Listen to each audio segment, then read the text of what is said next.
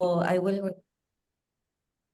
Okay, well, welcome everybody. I would like just very fast to introduce myself. Maybe you know me because I have a YouTube channel called La Karencita.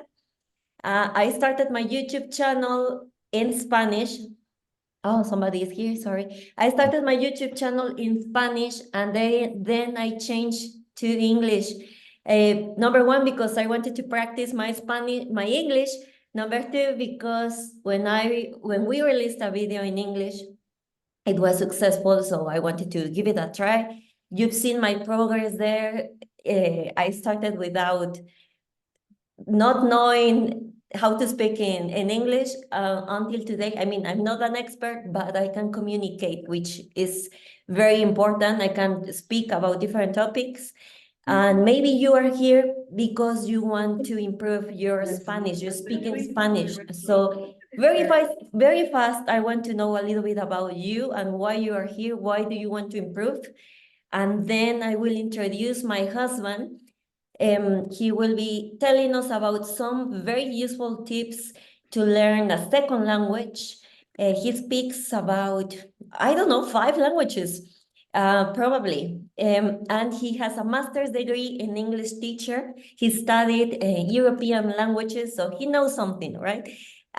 So let's begin with Douglas. You can do it in Spanish or in English as you wish. Hola, bienvenido. Gracias. My name is Douglas. I live in Minnesota in the United States, and I try to learn better Spanish, and someday hope to move to Mexico. Great, Douglas. Well, I welcome Douglas again. I know Douglas because he's in the monthly membership that I have together with other students, where we focus on speaking about different topics, learn new vocabulary, slang, and cultural insights about Mexico and Latin America overall. So let's see. I'm sorry if I don't pronounce your names correctly, but Joseph. Hola. Hola. Yeah. Mucho gusto. Mucho gusto, Joseph. Well, in English, I've been studying Spanish since the last February of 2022.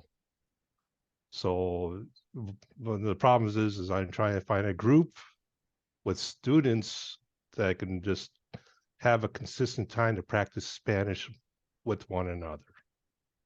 And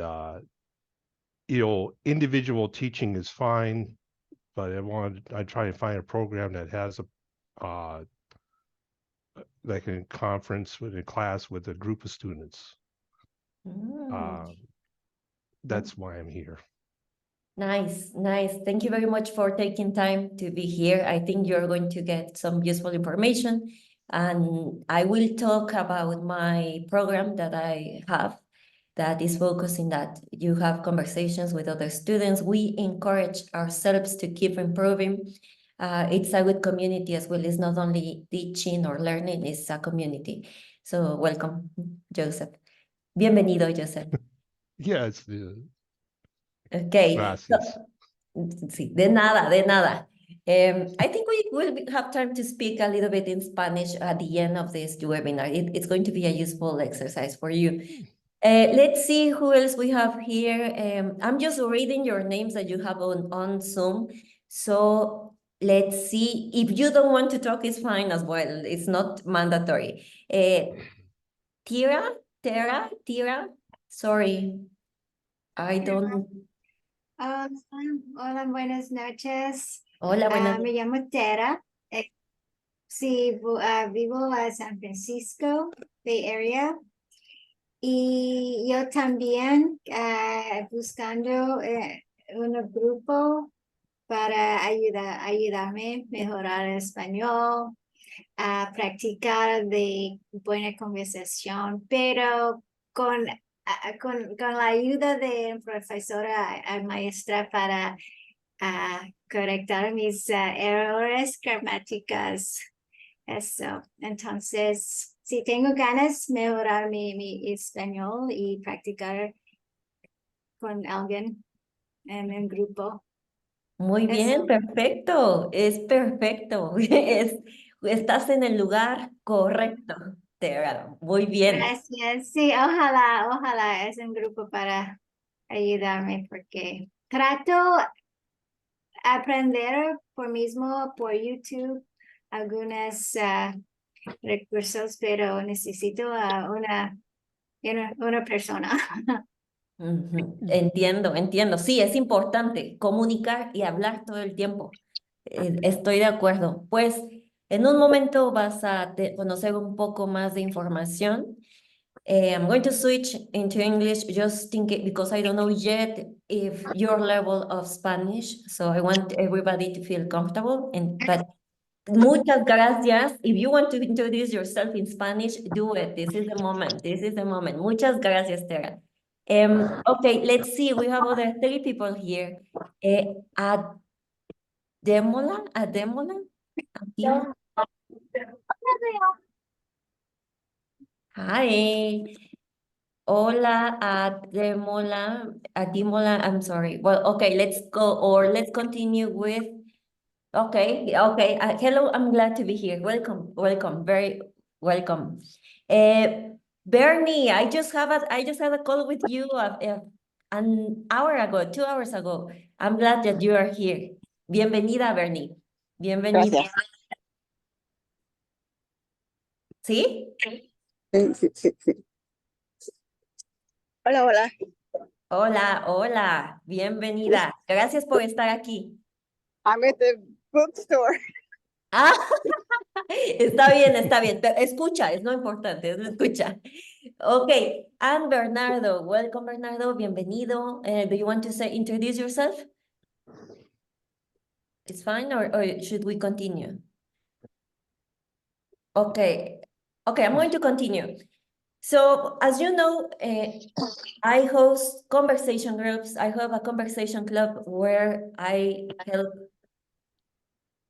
my students to improve their Spanish. I give them a different topic every week, vocabulary, and I give them the opportunity to speak in Spanish in class, obviously with me or with another native Spanish teacher that we are supporting you all the time. And also in this monthly membership, I offer private sessions so we can focus on improving we have a personalized attention with you. So I will tell you a little bit more about this in a few minutes. So let's welcome David Cook, my husband. He was part of how I learned English, because I was one of those people who thought I'm never going to learn English. I studied English since I was in school, in primary school. It didn't work out. I thought it's me. It's not going to work out. So welcome, Dave. How are you? Would you like to introduce yourself? Yeah, sure. Hi, everybody. So my name's Dave. I'm Karen's husband. And as she mentioned, so for a long time, I was studying languages. My bachelor's degree was in European languages, and I studied French. I studied French, German, and Spanish, and then Wait a minute, let me make sure I'm on. did a master's degree in teaching English to speakers of other languages. So, and then as a result of that, I was able to work in different countries and Okay, muted. learn more languages and practice and put what I'd studied to use. So that's me. Okay. Thank you very much, Dave. Dave, one of the things that surprised me about you is that you learned, well, different languages, and one of the language that you told me that you learned in 1 year fluently was Japanese. Japanese is not an easy language. A lot of people say that it's not easy, but there's one thing that every language shares in common, which is some basic steps so you can be fluent, right? What do you think of that? Yes, so, well, I got the N2 qualification in Japanese after a year, which is the second highest of the official Japanese language proficiency test. So I was pretty good. I was able to speak Japanese pretty well. I was living in the country at the time, so that obviously helps a lot. But at the same time, and a lot of people can live in another country, and you don't necessarily just absorb the language by being around it. It helps an awful lot, but if you're not sort of putting yourself out there, taking the time to study vocabulary and things like that, then it's not going to stick. But yes, like Karen said, something like Japanese is obviously very, very different to like English and Spanish. But at the end of the day, languages are all built on the same kind of things. There's always verbs, and there's always pronouns, and the order might be different, and each language has got its certain things that are more or less difficult, but at the end of the day they all follow some rough structure. And there's a theory by Noam Chomsky which says that all babies are born with grammar. Like, babies are born to look for grammatical patterns, and then that's why they're so quick to pick up languages, because you've got this kind of innate thing in your brain that's looking for, like, oh, what's a verb, what's a how do I form this sentence, and things like that. So however different other languages might seem, they all share the same basic building blocks, and if you learn those, then you can speak the language, and you don't have to learn that many to start to make yourself understood. Okay, so you're saying the first step is to try to understand or to learn the patterns that a language has. Well, I'm saying that you already know the patterns because you can speak your own language. Yeah. But the difficult thing is if you're just used to speaking your own language, then you tend to try to translate things literally, and you want to say, I want to say this in Spanish or whatever, and then you try to do it literally and it all comes out wrong. Whereas if you can try to think a little bit more in an abstract way and say, like, what is it that you're trying to say? Oh, this is conditional. I'm saying if, how do I do something conditionally? And don't try to say, like, how do I say if? Because, for example, in Japanese, you don't really, it's not the if that's important. You put something on the end of the verb. But the idea is the same. You need to be able to express, if this happens, then this. And these patterns exist all over the place. And I think by looking at what you're trying to say in terms of the function, then you don't get so tied down to trying to translate things literally. Okay, so saying it more, focusing now in Spanish. I've been having a lot of students that have been telling me, well, I don't know how to structure a sentence. It's difficult for me to speak in past tense because the verb changes with the conjugation. I don't even want to try the subjunctive. They don't even, some people don't even want to try, or they don't even know, right? What would be your advice for these people so they can start losing or gaining confidence and mastering this? Because at the end of the day, we in Spanish, we don't say in past tense, we don't say yo juego. If we want to say in past tense, I played, we need to say it correctly. Otherwise, people would think, okay, I understand you.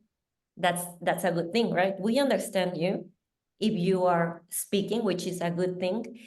But then we as Spanish speakers will realize, he's learning because he's not saying the correct verb.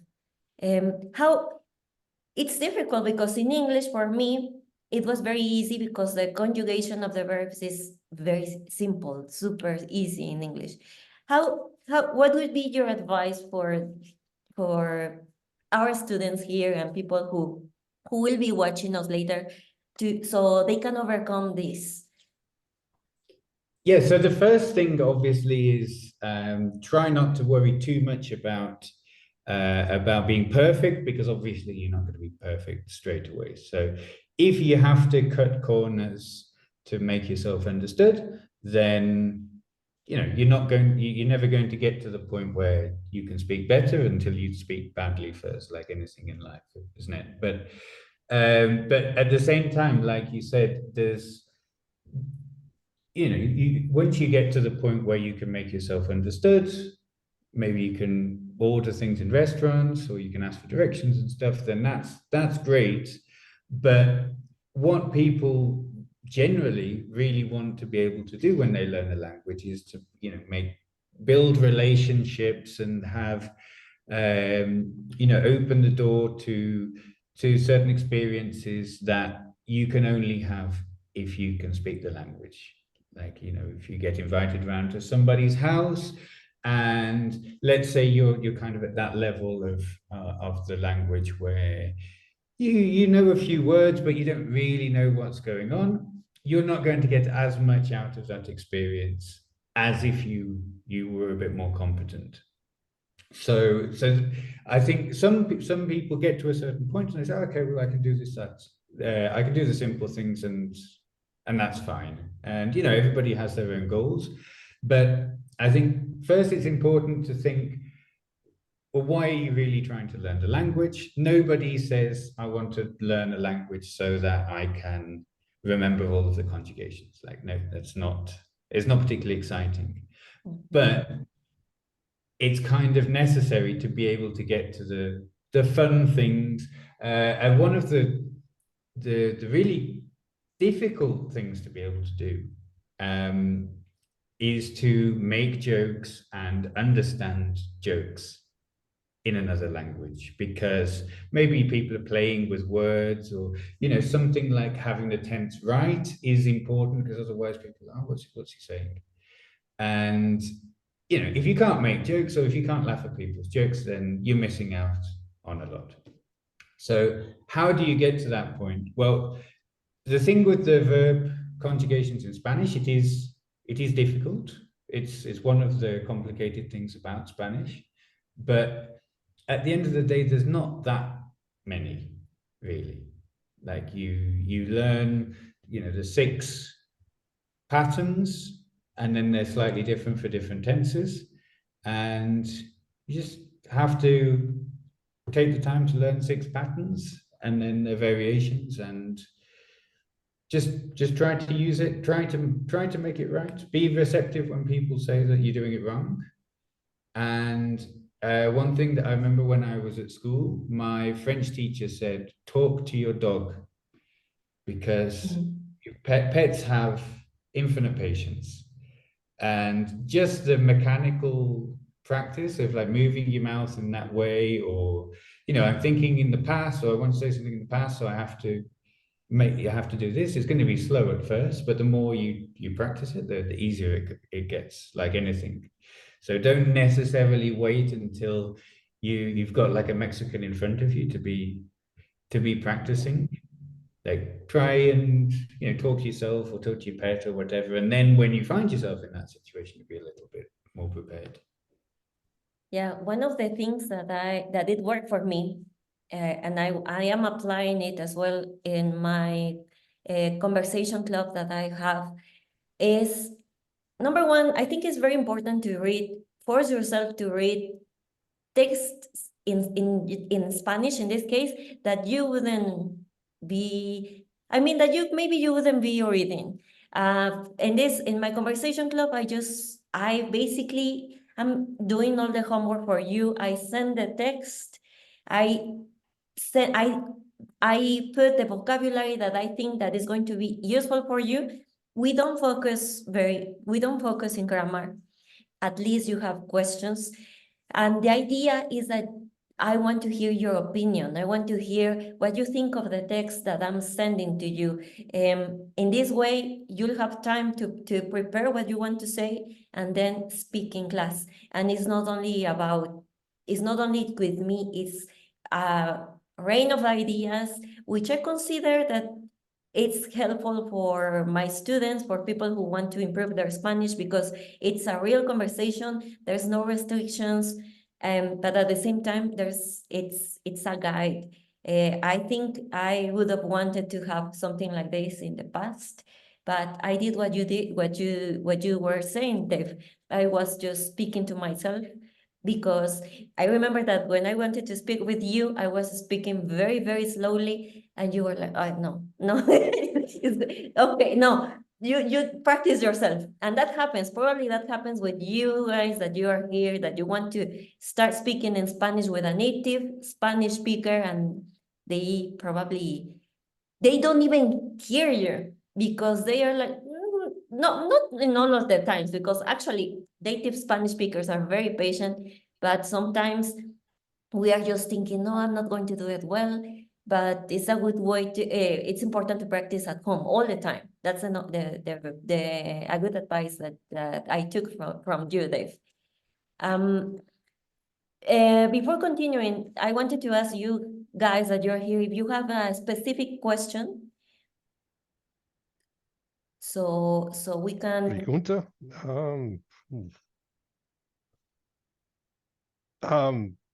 How when you learned English, how long when you started to catch on and just start to carry a conversation? You know, what steps? Was it kind of like baby steps? Then you get a little bigger, you know, frases en corto, por favor. You know, and I learned this when I was in Baconius in Bogota, that when I write stuff down and then I repeat it, then the pace can help me understand the words, but no entiendo in frases, it's the practicing that I get, and I'm not putting the verbs in there. For el pueblo, through the town. I try to remember these little catchphrases as I go along and have a little fun with it. I actually have, bilingue historias, pintar el cielo. Oh, rompía en cositas, and llamar dos chicos, pintar nueva el cielo, y nublados. Muy bien. That's kind of the approach I do. Is in la biblioteca, I got a couple of children's books and started reading that way. I think that's useful. I think everything. I think one thing that we need to remember is that all of us went through that phase where we feel uncomfortable, when we feel like children, but it's part of the process. That's number one. And I also, before you give your opinion, I want to say what worked for me, Dave. I think that I started to be fluent not only when I was listening, when I started to write. When you write just about your day, write down your day. What did you do today? And you'll see all your gaps. And that's what I did. And I realized, oh, I don't know how to say this word. And I looked it up, just the word. And in this way, I gained a lot of vocabulary, and I gained, and I remember the verbs. And then not only writing it down, then, okay, now I'm saying it now I'm going to try to say what I wrote down, and I'm going to say it. And that helped me a lot. That actually, I started to learn more English when I made my videos in English, because that's what I did. I was writing scripts or reading or saying it out loud, repeating a lot, because sometimes our tongue is very slow. Obviously, it's not used to the language. And that helped me. I feel a boost of my fluency, probably in a year more than what I had been studied in my life. That's what worked for me. So I recommend it for you. Definitely, What do you think, Dave? Well, I agree. I think writing is great. I think everyone also learns in a different way. Writing is brilliant because, like you said, it forces you to stop. It forces you to say, okay, how do I do this? Okay, I don't know this word. Like if you're talking, maybe you can point, maybe you can use some non-verbal way to make somebody understand, or there's the context that makes it more obvious. Whereas if you're writing, then you've got to be a bit more obvious, a bit more honest with yourself. And that's the point where you say, okay, I want to be able to say this. I can't say it. Let's find out how to do it. And in fact, you're much more likely to retain that information if you've started trying to do it and then you realize you can't do it. If you're just going through a textbook, then you go, oh yeah, I know this, and then you get to the end and it's gone. But I was just, you reminded me of something, so I just looked it up. I'll share it in the chat. But so if you want to get out of the trap where you know a few words, and maybe by pointing or by stringing some nouns together, you can make yourself understood, but you're not really grammatical yet.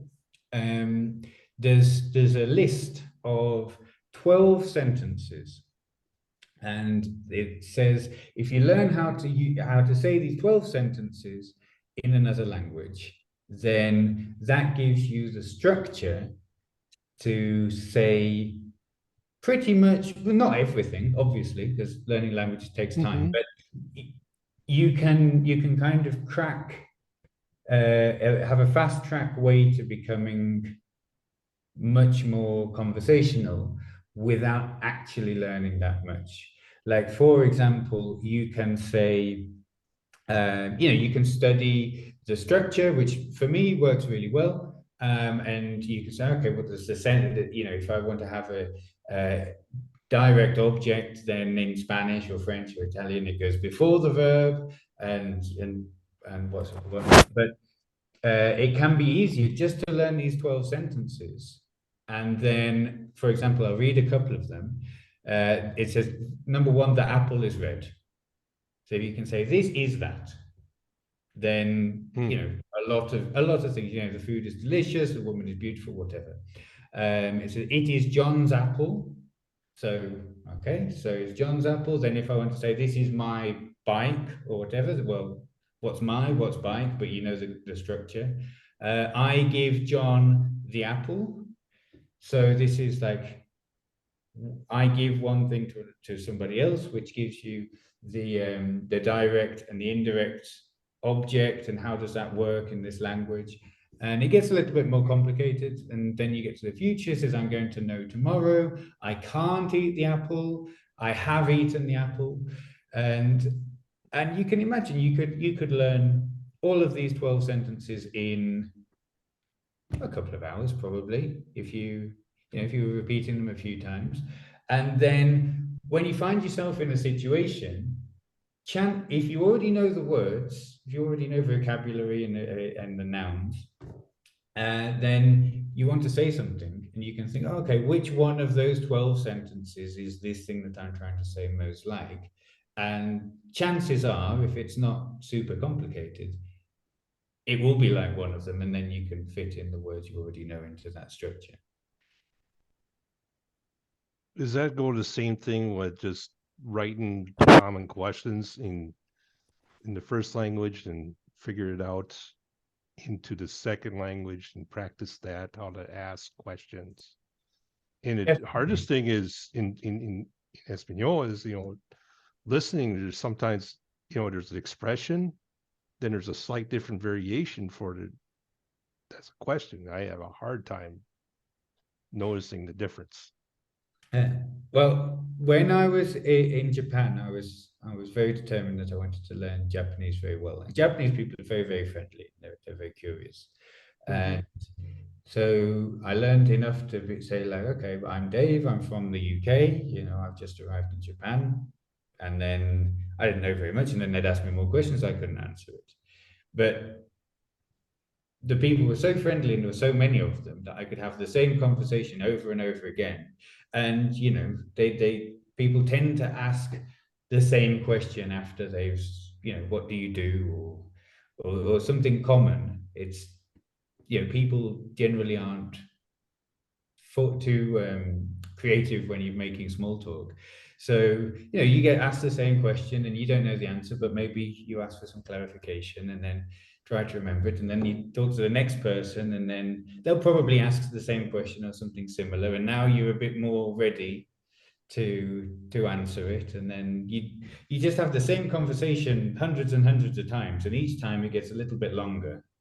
And by the end, you're having a conversation with somebody. Yeah. So yeah, Yeah. just bit by bit, get ready, and find lots of patient people to talk to. Yeah, that's Mm. I find this quite interesting, and I don't know, you know, I'd like to keep this thing open for the rest of the people are going here. Is that, yeah, it sounds like in this format there is a combination where I can be joining a group, get the writing down, and getting some of these keys, just let it unfold, you know. Más think- abierto en mi cabeza. Sí. Sorry. Okay.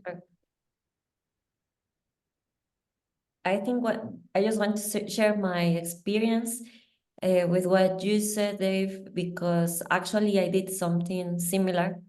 When I was learning English, I focus on knowing how to say a specific phrase in a different tense, and understanding the structure. Then I studied more vocabulary, and then I think one of the probably the difficult parts of speaking a language probably is the slang, right? Or the phrasal verbs in English, for example, because they don't make sense. What would be your recommendation in that case, Dave? Because sometimes there's no, you just need to accept them, right? Yeah, well, do the people on the call know what a phrasal verb is? Because if you speak English, then Oh, yeah, good point. Sorry, yeah. For example, fall over, fall down, get over, the combination of two words, because in Spanish, we don't, for example, we have just one word to talk about a specific situation as an action. In English, your language have this weird thing that if you join two words, then it means another thing.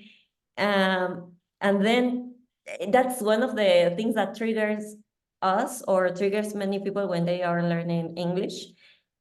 But I think that in Spanish, it's probably that we have similar situations, even though our Spanish language it can be very, very literal. So what can be one situation that, for example, that you, Dave, you struggled when you were learning Spanish, and what would be your recommendation? well, I just wanted to give an example of phrasal verbs because it's very difficult. Because make, for example, make is an easy word. Everybody, you know, learns that pretty early on if they're learning English. But then think about a makeover or make up, or you make out with someone. They're all very, very different meanings. But if you're learning English, you're like, I know there's one word, but it doesn't make any sense in the context that I'm listening to. And every language has something like that. You know, like in Spanish, the subjunctive is very complicated, and it's one of those things. It's very, very natural to a native speaker, and it's very complicated for a non-native speaker. And the thing that in Spanish you have two verbs to be.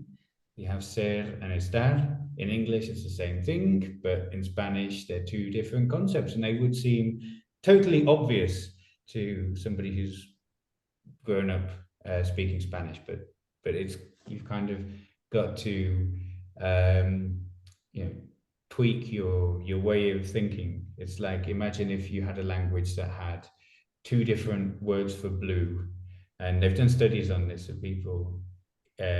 Some languages have more words for different colors, and to somebody who speaks that language, you know, these are 2 totally different colors. Whereas if you're English, it's like they're just 2 different kinds of blue. And to a certain extent, you know, you have to get used to a slightly different way of thinking, because as I was saying, if you try to force everything into the structures that you're used to, then it's not going to make any sense.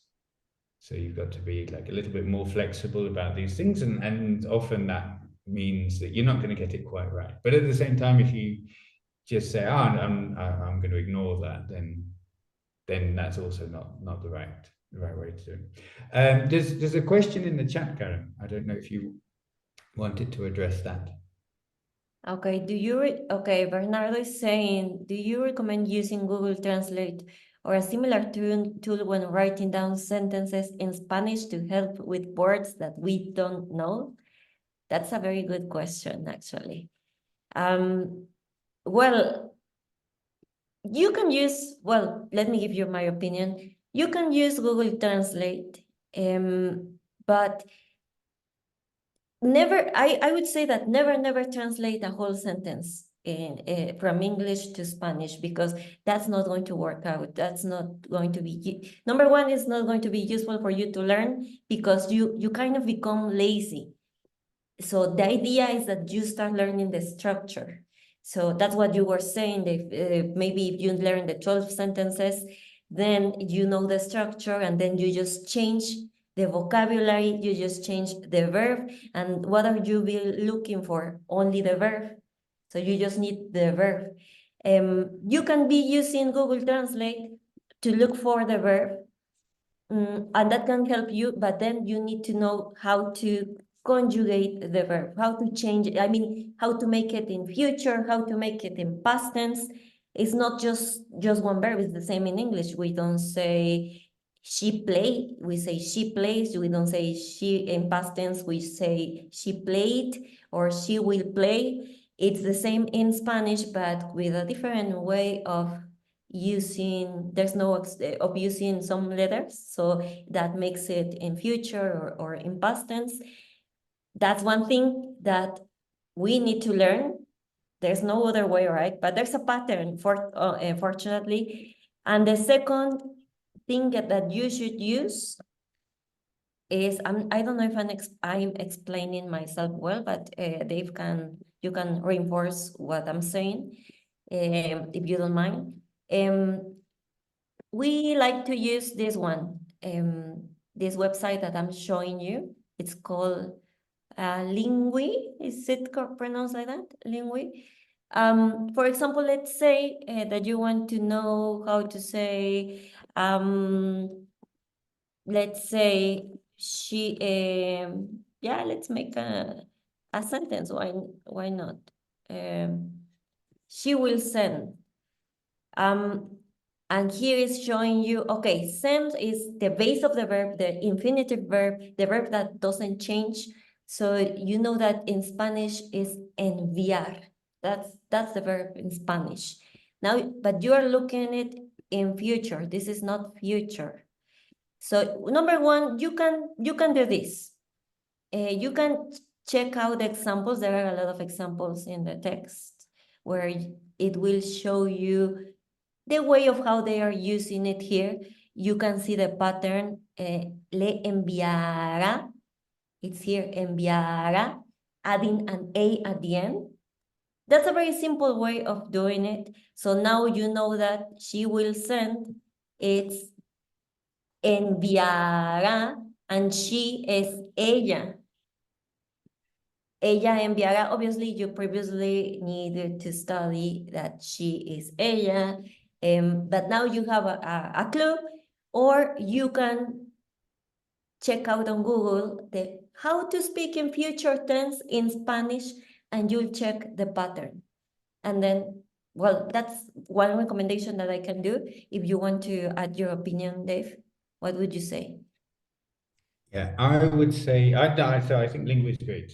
Lingua is fantastic because it's a corpus of translated things. So as you saw, that example is quite simple, and you could see that every instance of the translation, the translator had basically said the same thing, because it's quite simple. But when you're looking for things that are maybe a little bit more complicated, then maybe you'll see slightly different versions, or people have translated it in slightly different ways. And then you can look through them and say, which of these is most like what I'm trying to say? And then you know that this is something that some professional translator has a decision that they've made for a reason. So that's really good. Another tool is Word Reference. Word Reference is excellent. It's an online dictionary. In the same way as this part at the top, you can see it gives you structures and examples of how you can use the word. But also, here we go. So much like any dictionary, it gives you some examples and how you could use it. And then if you scroll right down to the bottom, then you'll see that there are further down. There you go. You got so you can see lots and lots of examples. It's very, very complete. You can probably find what you want to get. But even further down, right down to the bottom, here we go. So here, they have forums where people have asked, and they say, oh, I want to say this. I haven't found it. I haven't found an example that helps me. And native speakers are answering the question, and they'll say, oh, I'm in Argentina, we'd say this, or, so that's really useful as well, particularly for more obscure things. I think Google Translate is the worst because it's too good. Basically, it's really good nowadays. You can type in whatever you want and it'll just tell you, but you go, okay, that's it. I've got the sentence now. You haven't understood it probably, and you don't know how that sentence came about. And that's it. One thing that I do think it's very good for, and I remember when we first moved to Vietnam, we were talking into Google Translate, trying to say the words in Vietnamese and seeing if it translated what we were saying into what we were trying to say. And that was very good because if you're pronouncing it wrong, then Google's not going to understand you. Whereas if it comes back with what you were trying to say, then you must be at least good enough for a native speaker to be able to understand you. So I think in that way, Google Translate can be very, very useful. But I would 100% recommend those other tools if you want to say a sentence and you're trying to work out how to say it in Spanish. Yeah. Thank you, Dave. There's another final question, and then we're finishing this webinar. If you have any other questions, specific questions, let us know and we can answer them fast. So Bernadine is saying, is there a way to distinguish the difference between Latin American or European Spanish? Yes, there's a way. Number one, because of the intonation, the pronunciation of some letters. For example, they use a lot of, probably you already know this, they use a lot of, when we say, in Spanish, in Mexico or Latin America, the S in English is just S, solo, casa. In Spain, actually, there's a rule, right, Dave? Because I don't even know the rule, but they use like this, like the casa, right? Something like that, right? Z and C, like cerveza, because the Z is a That's it. But Okay. yeah, in Latin American Spanish, it's just everything's. And then, Ajá. yeah. Some And grammatical differences, small. the maybe the pronoun vosotros, Mhm. which is in English, or other way would be ustedes, which in English is when you talk directly to two or more people. It can be you all, you two. In Spanish, in Latin America, we only say ustedes. In Spain, they use vosotros, and then the verbs change, all the conjugation, all the way of speaking change in that situation only when you refer to two or more people directly. I don't know if there's another difference. It's like the difference between UK English and American English, right? Like a different accent, some words are different, but if you can speak one, then you'll be able to speak, but you might struggle to understand people, especially if they speak quickly, if they're from a different, somewhere that you're not so used to listening to people from. Yeah. Okay, before we're about to finish, thank you very much for being here in this webinar. I just want to mention again that I have this monthly membership where you can join to practice different topics and speak in Spanish, read in Spanish, write in Spanish. It's useful. Douglas is taking this monthly membership, so thank you very much for being here as well, Douglas. I don't know if you would like to mention something about why you like this monthly membership or the conversation club. So I could. I think I first started studying Spanish when I was in college, which was the last century. And the problem I've always lived in the northern part of the United States, so it's difficult to find Spanish-speaking people in the communities I lived in. So I could learn like the structure of Spanish and could read Spanish, but carrying on a conversation was very difficult. So that both the conversation class and the kind of one-on-one sessions have been very helpful, because I was always very insecure about initiating a conversation, even like when I was in a Spanish-speaking country, just because I didn't have the experience of having a conversation with people, and it's really helped a lot. The kind of structural base of the conversation club, where you have something to read and you kind of write answers to questions and in your head kind of answer questions or ask questions. And then the one-on-one sessions, I mean, sometimes there's sometimes grammar connected with the one-on-one sessions, but a lot of times just kind of get into a conversation and it goes the whole time just talking about things that have nothing to do with grammar or structure or anything like that. And what I found, I recently traveled to Mexico with my wife, and what I found is I'm more comfortable initiating conversations, and Uber drivers have been a great resource for conversation in Mexico. So they're kind of a captive audience, and they're very kind, but I feel much more comfortable initiating that kind of conversation than I would have a year ago. No, that's great to hear, Douglas. Thank you Yeah. very much. We're very happy that you're part of this conversation club, this membership, and that's the idea, to provide confidence to our students. Also, because so many times it's what is blocking a lot of us is the confidence of, or not having the confidence to start speaking. So I just, before finishing, just to let you, if you are interested in the course, I have structured courses that's just to start new year, where they have video lessons, one-to-one lessons, video course, structure, exercises. This is for people who want to not only having conversations, but learning more about the patterns, vocabulary, grammar, all that involves speaking Spanish.